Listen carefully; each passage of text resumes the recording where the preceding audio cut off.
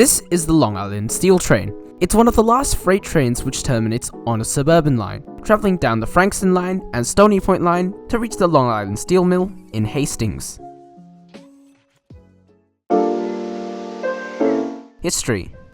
The Western Port Steel Mill, the place where these coils are delivered to, was opened in stages throughout the 1970s, with the first of the facilities, the cold strip plant, opening on the 3rd of November 1972 by Lysart. The hot strip mill was opened in February 1978, with many more additions since then. In 1979, Lysart was acquired by BHP. In 2002, the steel division broke away from BHP, being imaginatively called BHP Steel. It was renamed to BlueScope Steel in 2003, and they are the current operators of the Western Port Steel site. The state government heavily encouraged the construction of the steel mill, and since the site would require tons of steel, they wanted the delivery of coils to be as hassle-free as possible. So there was to be a branch line built, branching off at Tyabb on the Stony Point line, which splits off into two sidings, one siding to the unloading terminal and another to the main warehouse. The line opened on the 27th of February 1969, however it opened for traffic on the 29th of April. Even though it's pretty much two separate lines, I will refer to them as one. The steel coils today come entirely from Port Kembla. However, in the past, BHP also sent steel over from Whyalla in South Australia. There's a small yard at the main warehouse, with a resident Y-Class, Y148. It was sold to BHP in 1993, on the 21st of May, first painted in BHP blue and white, and then BlueScope's yellow, sometime in the early 2000s. It hangs around the steelworks shunting, and it actually used to venture out onto the main line for maintenance, but it doesn't seem like it's been out for a while. Up until 2012, some steel was also brought down from Port Kembla by ship. However, they ceased with the withdrawal of the Iron Monarch, leaving rail the only way bulk steel comes in.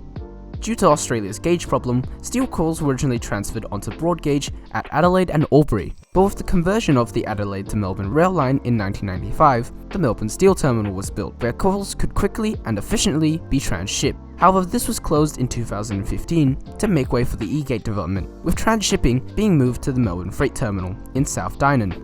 But then Qube took over the operation, and transshipping was moved to North Dynon. Today, there are two deliveries of steel every single day, one during the night and one midday, picking up loads of steel coils from Melbourne Yard and shipping them down. Each train is around 40 wagons long, and around 600,000 tons of steel is moved to Hastings every year via rail. Along with steel coil trains, you'll also see these yellow boxes called butter boxes. They carry special steel which needs to be protected from the elements.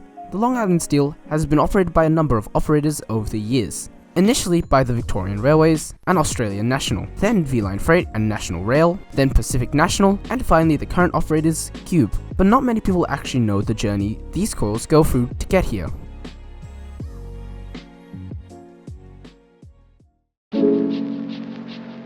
The journey these steel rolls take to get here is surprising. The steel originates in Port Kembla, New South Wales. Now, this is a massive complex, and coils are ding-donging all around the shop, with coal and grain also being exported here. Coils are manufactured at the hot strip mill, and the manufacturing process is not something I'll go through here. Some coils are then sent over to the Hot Coil Processing and Dispatch, HCPD, where they are processed and loaded onto trains. Other coils are processed even further at the Spring Hill Works. The Spring Hill coils eventually make their way into Cringilla Yard, where they are joined up and taken to the rest of the coils at South Yard.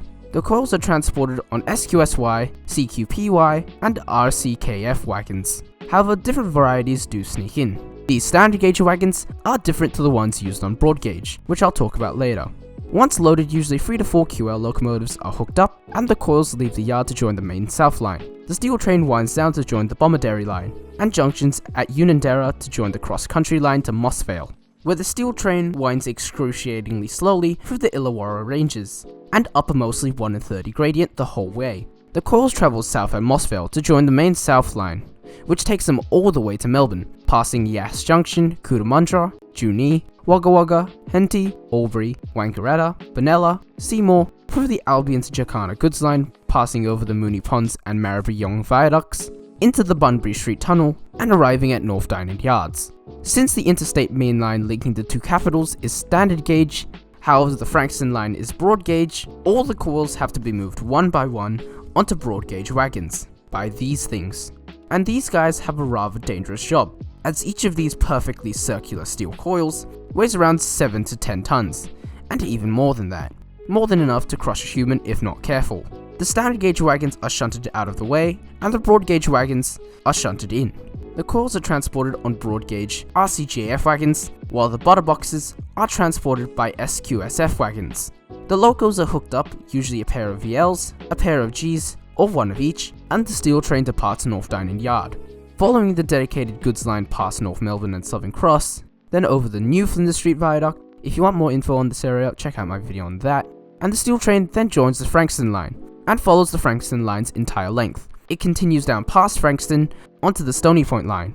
Halfway between Tyabb and Hastings is the junction to the Western Port Steel Mill, where the train terminates and unloads. The coils are usually stockpiled here, until they are needed. These coils travelled approximately 945 kilometers to get to their destination. And that distance really begs the question: will it survive into the future? The Long Island Steel Train and Cube Steel trains will most likely run unchanged for the foreseeable future. Moving such a large quantity of steel rolls via road is simply too fuel inefficient and unprofitable. Moving them by ship is slow, and also does not provide direct access for coils to enter the steel mill. Rail is by far the best option, however transshipping is never great. So to alleviate that problem, there have been proposals to add standard gauge access along the Frankston and even Cranbourne corridors, although I don't see how either option would work very well. The steel industry in Australia ain't slowing down anytime soon, and it's set to increase, so all rail enthusiasts will be able to see the Long Island Steel Train for the foreseeable future. Thanks for watching, everyone. This was my first venture into other states. If you have any suggestions for any other videos, leave them in the comments below. As always, like and subscribe, and I'll see you later.